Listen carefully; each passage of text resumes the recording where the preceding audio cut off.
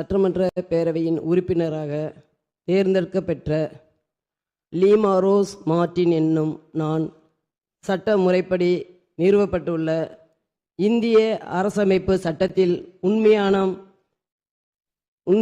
நம்பிக்கையும் பற்றுறுதியும் கொண்டிருப்பேன் என்றும் இந்திய நாட்டின் இறையாண்மையும் ஒருமைப்பாட்டையும் நிலைநிறுத்துவேன் என்றும் நான் மேற்கொள்ள இருக்கும் கடமை நேர்மையும் நிறைவேற்றுவேன் என்றும் கடவுளுடைய உறுதி கூறுகிறேன். உளமாற உறுதி கூறுகிறேன். நன்றி. உளமாற உறுதி கூறுகிறேன். நன்றி.